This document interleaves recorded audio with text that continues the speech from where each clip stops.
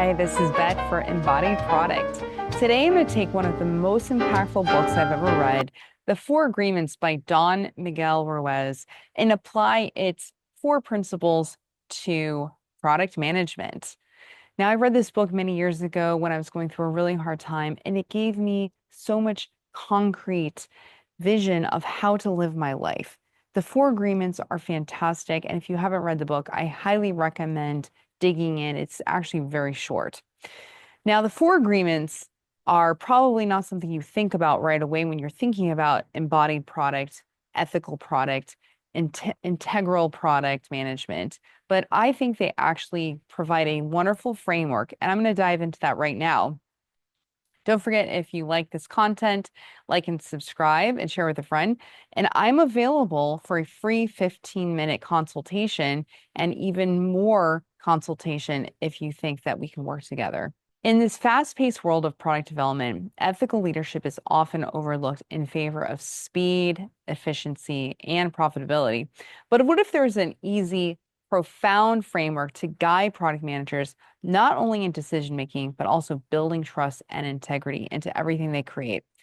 The Four Agreements by Don Miguel Ruiz offer such a framework, and when applied to product management, it becomes a powerful compass for navigating ethical challenges and leading with clarity and accountability. So let's jump in. The first agreement, be impeccable with your word. Now you're wondering, what does birds have to do with this? Pecking, impeccable? No, impeccable means integrity. When we bring integrity to everything that we do as a product manager, we can really change the world with our product. Impeccable means that we're being honest about the abilities of the product, its amount of time for support, the ability of your team to get back to them. So let's talk about the different places that this integrity is really important. Number one is marketing. Do not claim that your product can do a lot more than it really can, because that is going to build distrust with your customer base. Another thing is, like, for instance, app uptime. If you say your app has 99.9 uptime, but your systems are not built with that kind of resiliency and your devs are on vacation, you might be impeccably optimistic, but probably can't deliver on that uptime. You really need to think about your staffing, the support systems that you've built whenever you're building different claims about your product. Documentation should be accurate, tech specs. All of this really needs to reflect the product's true capabilities. Now we're going to jump into the second agreement. Don't take anything personally. Product managers are involved in navigating diverse feedback. As mentioned in my other video on customer research, we're getting all kinds of feedback from customers, from our teams, from our staff, from our vendors, and navigating conflicts all the time. And sometimes we are receiving harsh criticism. This second agreement reminds us not to take anything personal, because when we get this idea that this feedback is about us as a person, we can have these reactions that cause us to not really hear what's happening. And that's going to slow down everything. Reactions are going to be from users, vendors, stakeholders, team members, and they're reflecting back the reality of their own experience. They might be under pressure or having a lot of expectations, but this is not about your personal worth or competency. You just need to be able to listen to the feedback and process it, and then get the bigger picture of what's going on and make effective action. Leaders who develop emotional resilience by understanding the drama triangle can identify when they're falling into any of these roles. So the drama triangle is really a fascinating study of the roles that we can take in interactions with other humans. At the bottom of the triangle is the victim. The victim is like, why me? Why is this happening to me? Everyone else is ruining my life. The rescuer is coming in all the time to rescue the victim, and the persecutor loves just giving lots of trouble to the victim. Now, we can play this role in our own life, in our own self, and we can jump around on this victim triangle, the drama triangle. And we can also play this role with our team members, with our clients, with our managers, And we need to see where we are falling into these patterns and seeing if this is happening to us. So building micro practices when we get bad news that we can get grounded, breathe, get centered again. That can help us stay responsive instead of reactive to whatever it is that's coming at us. And as a product manager, you're going to be getting it from every angle every day.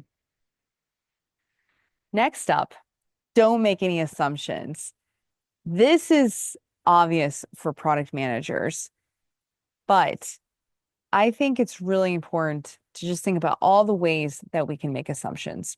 In my wonderful video on customer research, I talk about methods to get into the customer's natural environment, watch them, research, understand how they use the product.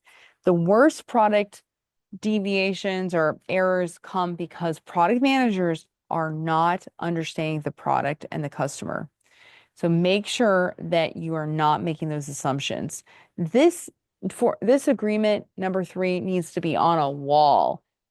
Don't make any assumptions. Every day you need to look at that and say, am I making assumptions? It's a call for rigor. There's been so many times when in my product journey, I have seen my team or my own self as a product manager make assumptions that later bit us. And it is really, really expensive and it takes a lot of time to correct. Assumptions are the root of misaligned products, poorly designed decisions, failed launches. Instead, product managers need to consistently engage in customer research, prototype testing, and data analysis. And it goes all the way to customer pricing. If you're not pricing based on actual prototyping and finding out what's the right price for your customer, you are making an assumption. The next principle is always do your best. It seems deceptively simple. While it sounds like a call to action, the true meaning is a deeply personal and nuanced perspective. Doing your best doesn't necessarily mean working 70 hours a week or pushing yourself and your team to exhaustion. Rather, it means internal decision making about your own capacity and the systems that you're creating to support long-term success. The first challenge is defining what your best looks like for you and for your team. For some, it might mean working late hours, maintaining a 24/7 global operation. For others, it may mean prioritizing healthy work-life balance with clear delineation of responsibilities. There's no universal answer. It really depends on your personal values and the kind of service that you want to offer to your customers.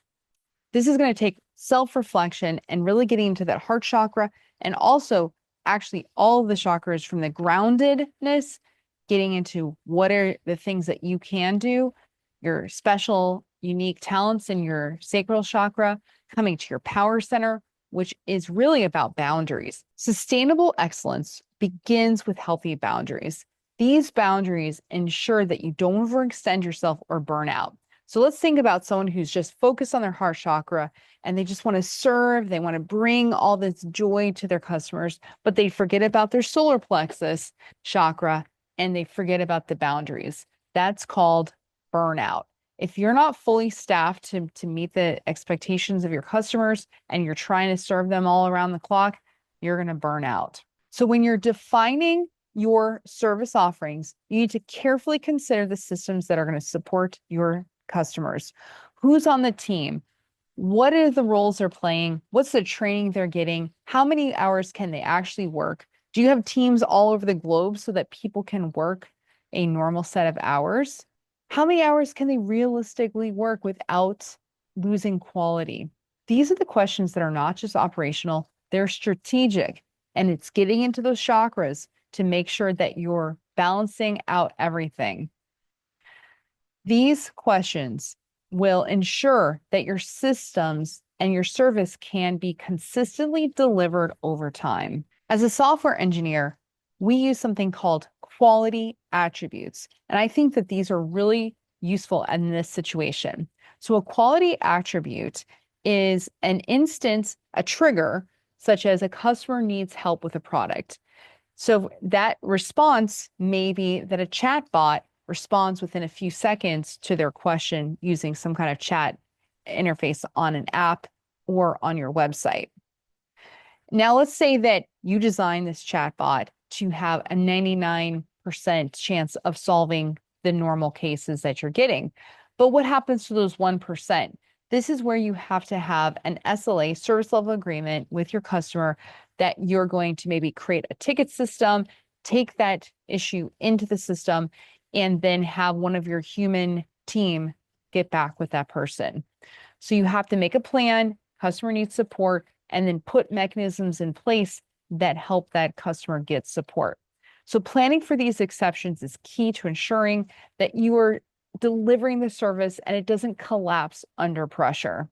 Now, all this is about delivering clear expectations with your customer. Service level agreement is an expectation that you're setting that formalizes this agreement between you and your customer so that they know how long to wait in response to a resolution, to an issue or resolution. Now, when you're developing this contract with the customer, you can have different pricing tiers, but just make sure that you're fully staffed to maintain each of those different tiers. These agreements can prevent service from becoming random or ad hoc. Instead, they bring structure and accountability to the customer experience, but they have to be built on clear understanding of the customer's needs and pricing structures and staffing availability. All right, the last part of this, always do your best, is aligning price with the product quality. I'm going to tell a little story. I was once developing a product for a customer and I wanted to build a Cadillac, but my customer could only afford a Pinto. So when you're developing a product, there's going to be a certain amount of cost involved in that product. And you need to make sure you're aligning on how much, whatever that product is, that your customer is willing to pay for. So you need to not set yourself up for failure with the pricing and level set. Now, that customer specifically knew that they could only afford a Pinto, and my sales guy and I had a lot of conversations about, hey, Bett, you can't be delivering a Cadillac if they can only afford a Pinto. So this was like a funny situation, but obviously you need to not set yourself up for disaster. You need to clearly work with your customer to understand, are they expecting a Pinto or are they expecting a Cadillac, and making sure that you are letting them know what they're getting. You never want to underdeliver whatever it is that you're delivering. So always doing your best does not mean you're overworking or over-delivering. It means crafting a thoughtful, well-supported approach to your work that aligns with your values and your team's capacity and your customers' needs. Through boundary systems and quality attributes, SLAs, and honest pricing, you can create a professional environment where excellence is both possible and sustainable. By applying these 4 agreements to product management, we anchor our work in integrity, empathy, discernment, and quality. These timeless principles aren't just for personal growth, but also for profoundly practical leadership with running our teams, designing products, and earning long-term trust in a noisy market. Ethics is not a side conversation in product management. It's the foundation. And this framework, which I've just laid out for you, gives us the tools to lead with purpose. If you've enjoyed this content, please click like and subscribe and share with a friend. And I am here to provide consulting. If you think it might be fun to work with me, please go to my website, sign up for a free 15-minute phone consultation, and then we can talk about creating a longer structured consulting project. I'm so excited for your project. I hope you bring your gifts to the world. Namaste.